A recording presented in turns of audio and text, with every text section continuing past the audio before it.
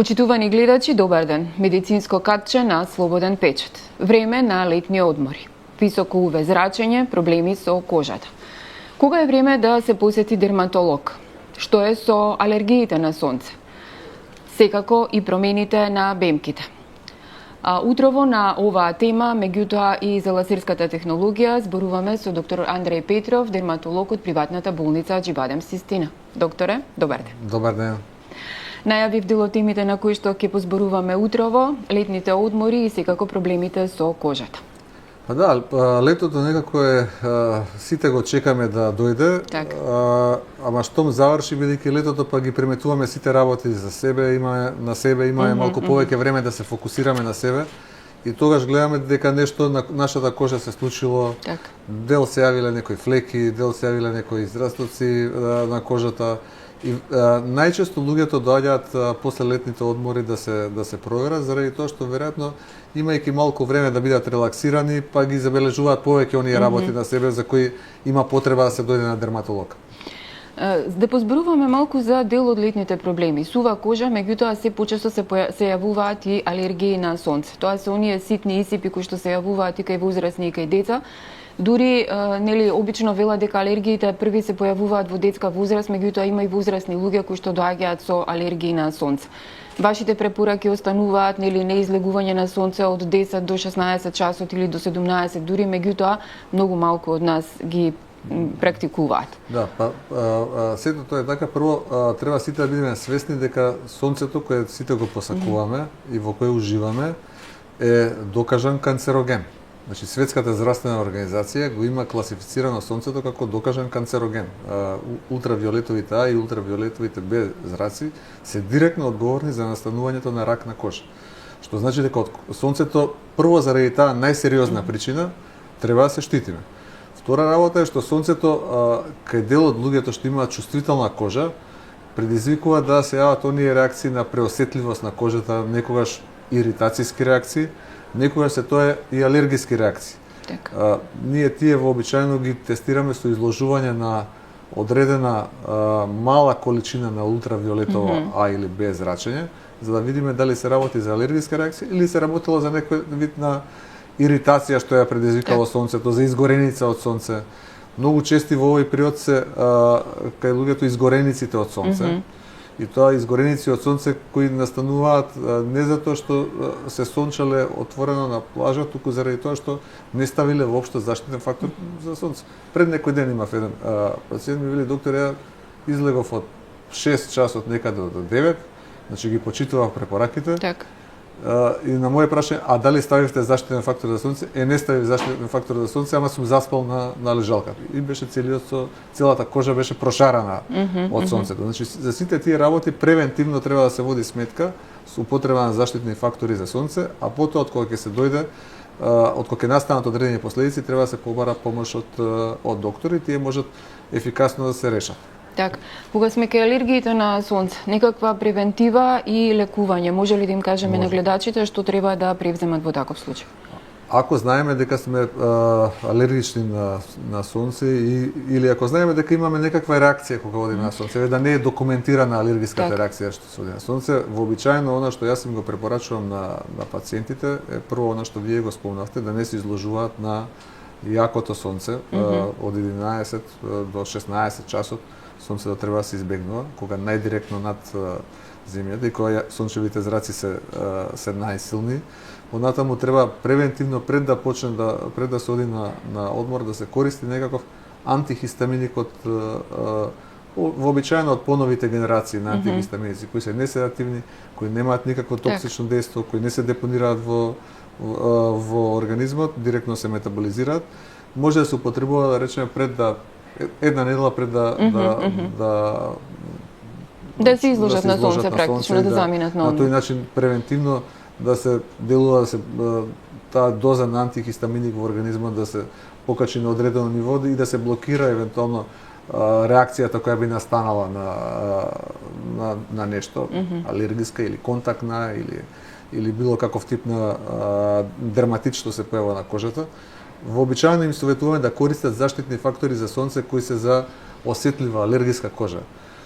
Често пати ме прашуваат кои се тоа, најдобрите фактори се оние со минерални филтри. Зошто? Заради тоа што минералните филтри може да се користат и од 0 месеци. Значи, може да се користат и кај бебе, а може да се користат и кај возрастни луѓе кои се склони кон развивање на алергиски реакции. Тие беа нешто што во Америка беше вообичаено, меѓутоа отпред неколку години тие се достапни и во Европа, и европските производители ги произведуваат и се повеќе навлегуваат на пазарот. И моја препорака е тие што се алергични, што се пречувствителни, мали деца, бебиња да се третираат да се заштитат со таков фактор. Се малку прават проблем кај луѓе кои вообичаено сакаат и на плажа обично од поубавиот пол да личат поубаво, па ги прават побели малку од тој е физички блокатор на принципот на цинк оксид на пример, кои ги прават побели, на тој начин малку естетиката им ја нарушуваат, но подобро да се заштитиме како што треба, а за естетиката има проблеми кога ќе се вратиме од одмори можеме да средиме. Разлика меѓу алергија визуелна, зборувам алергија на сонце и уртикарија, се почесто се јавуваат нели од храна. Меѓутоа се јавуваат и алергии на храна, на одредени токсини доколку се изеде нешто. Како визуелно да разликуваат нели една и друга гледачите? Тешко може да се визуелно разликуваат, бидејќи тоа се на некој начин и синоними. Уртикаријата е всушност алергиска реакција од брз тип, која може да биде од храна, може да биде од фактори на околината, може да биде од одредени медикаменти, лекови, од инсекти, од убоди од инсекти, оса, пчела. Може да личат отприлика исто, особено генерализираната уртикарија, кај што е целото тело зафатено. Не може да ја кажете без алергиски тест прво дали е алергиска, затоа што може да биде некојаш и физичка причина. Кај луѓе што се малку понервозни, механичкиот притисок на кожата предизвикува појава на такви пликови, на уртики по кожата, заради тоа што кожата е толку напната и чувствителна да мал механички притисок врз неа предизвикува хистаминот да се ослободува и да прави пликови. Заради тоа сакаме да го превенираме со давање на антихистаминик пред изложувањето на сонце, кај оние што се склони кон алергии. Значи не може да се диференцира врз база на визуелните карактеристики, може да се диференцира врз база повеќе на анамнезата, на податоци. Да речеме, ако знаете дека вие одите на сонце и дека после 1 час или 2 часа гледате дека се појавуваат пликови по кожата, логично е дека треба да се посомневате на одредена алергиска реакција на сонце. Меѓутоа, како тоа да се документира, треба да се појде на дерматолог, да се диференцира од другите типови на алергиски реакции, што се прави со процедура на алерголошки тестирања, и потоа да се оди во постапка кај што може да се тестира и да евентуално дали сонцето така влие. При тоа тие може да бидат фото реакции, може да бидат и фотоалергиски реакции, има различен спектар на варијанти тука кои може да дојдат во прашање. Спомнавте дека превентивно треба да се пијат антихистаминици. Дали во текот на целиот одмор додека се луѓето таму треба да продолжат и колку максимум може да се пие антихистаминик?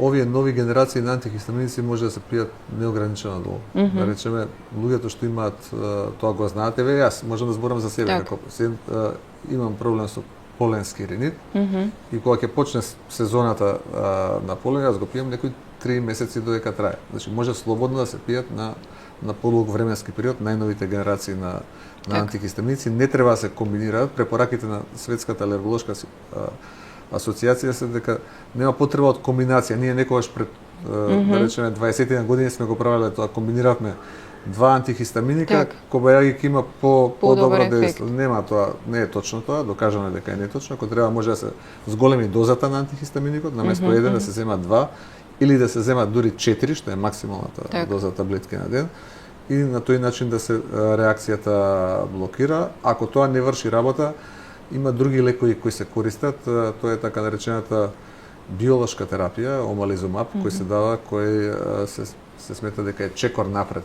во третманот на овие алергии. Тој може да се комбинира и со антихистаминици, меѓутоа тоа само иницијативно пациентот не може да го прави. Не сме да го прави. Спомнавте дека сонцето е најголем канцероген фактор. Што се случува со промените на бемките после одмор? Има ли зголемен број во вашата болница? И препорака една до гледачите кога ќе забележат таква промена, да нели секако да не ја игнорираат. Па имаат работи кои настануваат во делот на мутации на ДНК. на Значи ДНК по десното на сонцето мутира и може да настанат одредени проблеми. Тоа не значи дека и вашите гледачи треба да се плашат да одат на сонце, напротив, треба да се изложуваат со заштитен фактор на сонце, бидејќи тоа делува психолошки добро и добро е за сите нас да се релаксираме. Но значи дека треба да се заштитиме. Зошто? Заради тоа што тие мутации на ДНК понекогаш може да доведат да некоја бемка која сме мислеле дека е бемка, всушност да не е бемка, да е нешто што со текот на времето се развива во тумор. Така. И како тоа да се спречи? Едно е да се користат заштитни фактори, а второ е да се дојде на преглед, да се направи дермоскопија. Тоа е метода со зголемување, со оптичко зголемување до 100 пати кај нас се користи. Ние користиме најсовремен систем на дигитална дермоскопија во Аџибадем систина, кој може да даде архивирање на бемките, позиционирање на телото и се разбира со учество и на врвни доктори во тимот кои се таму покрај мене, колешките кои работат, може да се доведе до прецизна диагностика во тој дел. Има една дилема која се појавува сега, дали artificial intelligence може да ги одреди. Тоа е само маркетиншки трик. Значи мора, значи нашиот систем има можност да се посомнева на нешто или да ви каже ова е асиметрично, сметаме дека е вака или така. И тоа мора доктор кој е искусен во тој дел да може да прецизно тие работи ги провери, за да каже дали нешто е сомнително, треба да се отстрани, да се оперира, да не се оперира, да се следи. Има цели протоколи како тоа функционира, но во секој случај главната работа што треба да се знае, се видели некаква промена на бемката.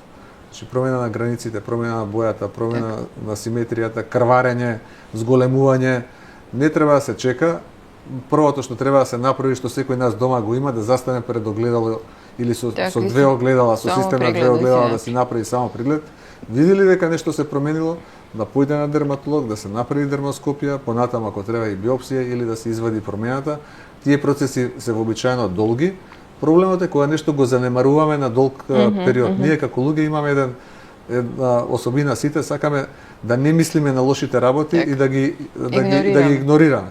Ако ги игнорираме, работите нема да поминат. Ние треба со проблемот да се соочиме и ако видиме дека некоја бемка се променила, треба да појдеме на доктор, да ја провериме и да го проблемот решиме, бидејќи на тој начин можеме да го сочуваме нашиот живот. Така. Повеќе од 12 години во Аџибадем Систина постои лазер центар. Ајде малку да позборуваме за лазерите, бидејќи спомнавте дека можно е да се отстрани израсток, бемка, промена. Дали се користи тука лазерот, да позборуваме малку за лазерската технологија и секако за она другата поубавата страна за разубавувањето по Аџибадем Систина. Да, во право сте. Знаете, модерната дерматологија без лазери е како медицината на старите феничани. Значи, не може да се замисли модерна дерматологија без лазерски системи. Невозможно е. Тоа не е мода, туку тоа е потреба на денешното време. Често пати и кога разговараме со колегите, така им кажам, не затоа што ние надмено имаме се, меѓутоа кај нас е тој систем во лазерскиот центар заокружен. Затворен, да. Затворен. Ние имаме 10 лазери. Значи сите, и тоа е добро, јас ги стимулирам и колеги, сите без разлика, мали приватни пракси, сите што работат, да се осовременуваат во работата, имаат по нешто, но нашата предност е што ние го покриваме целиот спектар.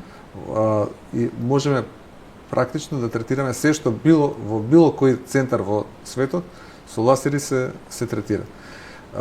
Што е предноста со лазерот? Лазерот е нож, ама тоа е една видна бескрвна хирургија. Вие можете да исечете израсток без да го шиете, можете да отстраните нешто на лице или на деликатен дел од телото без да му направите на пациентот лузна. Можете да ги третирате овие флеки на кожата што се јавуваат пигментации на начин на кој не сме можеле претходно. Деца мали кои претходно сме ги пракале за лекување во странство, заради со тие конгенитални одредени вродени одредени флеки што се јавуваат, можеме да ги третираме без проблеми. Значи имаме поголем спектар на работи кои може вирусни инфекции, одредени бенигни, значи безопасни тумори, израстоци можеме да ги отстрануваме. Сето тоа може да го правиме со лазерите кои ги користиме. Се разбира, имаме и техники за помладување, бидејќи тоа во денешно време е многу модерно. Како одење на забар практично. Па да, иако ја се трудам да речеме да никогаш не претераме. За мене синонимот на убавината не е некоја волумизирана личност со зголемени усни, со пренагласени усни, со пренагласени јаболкници. Ако ги гледате ги старите филмови, да речеме, оние постари генерации ги знаат, а можете гледате Софија Лорен, Казабланка, овие филмови што се на некој начин антологија ги гледате дека убавината е нешто сосема друго од пренагласеност, од преволуминизирање на лицето. И наша тенденција е да направиме да природно личи тоа, ласерите тоа го возможуваат, да не додавате премногу волумен во лицето, а да сепак постигнете нешто што пациентот сака да го постигне, а тоа е да биде убав. Желбата за убавина и за пролонгирање на старењето постоела од секогаш, ќе постои и во иднина, и тоа мора да се прави критично. Мене не ми се допаѓа она што го гледам како мода, како тренд кој мислам дека е погрешен и дека сега ќе почне обратниот тренд да убавината личи што поприродно, не да убавината личи пластично и вештачки, да секој од 50 метра може да каже да, види овој пластичен што направил со себе. Значи тоа може да се постигне со ласерите, тоа е нивната предност. Они природно го стимулираат колагенот во кожата да расте. И второ, не користиме само ласерски системи, имаме еден, тој е многу популарен кај овие глумици и пејачки во оригиналот, Morpheus 8 се вика апаратот. Тоа е радиобранови со микрониделинг, значи со микрониделинг, значи убоди на кожата се прават и се испуштаат радиобранови, и тоа ја обтегнува кожата многу, стимулира создавање на нов колаген, има еден перфектен ефект врз лицето. Тоа е нешто што го работиме и нешто што е нова некоја технологија која користиме и пациентите се доста задоволни. Тоа е израелски патент. Кој ние го имаме и кој исто така го сугерирам, особено кога има многу сонце и кога не може да се работат ласери, веќе ласерите ги избегнуваме во летно време да се користат овие методи на подмладување. Меѓутоа, моја препорака на сите, која ја кажувам и на пациентите и секаде каде што зборувам, а еве и кај вас во студио сакам да ја кажам, less is more, викаат англичаните. Значи, помалку е повеќе. Значи, не да претераме, не да ставиме 2 мл филер во устата па да се чудиме по тоа што ќе правиме, да ставиме помалку за да имаме подобар ефект. Тоа е мојата препорака на сите. Така. И за крај на интервјуто, доктора, една препорака до пациентите, бидејќи се уште е периодот на летните одмори, што треба да прават, а што не треба? Она што не треба е да легнат на сонце и да заспијат без заштитен фактор и да изгорат и да дојдат со меури, со були на кожата. Тоа е катастрофа која мора да ја избегнеме сите, мора да бидеме одговорни. Ни се случило на сите, никој не е идеален. Така. Меѓутоа треба да биде тоа што поретко да не се случува и да бидеме што е можно повеќе дисциплинирани, да пиеме повеќе вода, затоа што кожата дехидрира во летниот период, да избегнуваме голема количина на алкохол, особено во текот на денот, и тоа влијае на кожата. Да користиме заштитни фактори за сонце со висок заштитен фактор, значи 50+, да не изложуваме во шпицот на сонце, кога е најтопло, во средината на денот, и да дојдеме по завршувањето на одморите на третмани за освежување на кожата. Тие може да бидат и пилинзи кои се прават, кај што ќе се отстранат оние мртви клетки на кожата, бидејќи сонцето ја гори кожата и тие изумрени клетки на површината на кожата или тие пигментации што ги предизвикува. Дел од нив и генетски ги носиме како некое наследство кое си го имаме, може да бидат ефикасно отстранети со сите овие ласерски системи кај нас во центарот за ласери во Аџи-Бадем Систина за кој зборуваме, за кој можеме да понудиме не нешто што е чудно, меѓутоа нешто што навистина реалистично ќе доведе да пациентот биде задоволен, бидејќи не треба да ветувате повеќе од она што може. Ние не можеме да ја смениме генетиката, а можеме да се бориме да последиците на горење на кожата од сонцето, особено после одморите сега, ги минимизираме, ги сведеме на минимум. Така. Докторе, ви благодарам за гостувањето во Слободен печат. Вие, почитувани гледачи, останете со нашата програма, следете го веб изданието и секако очекувајте го издавањето на нашиот весник. Ви благодарам за вниманието. Благодарам на поканата.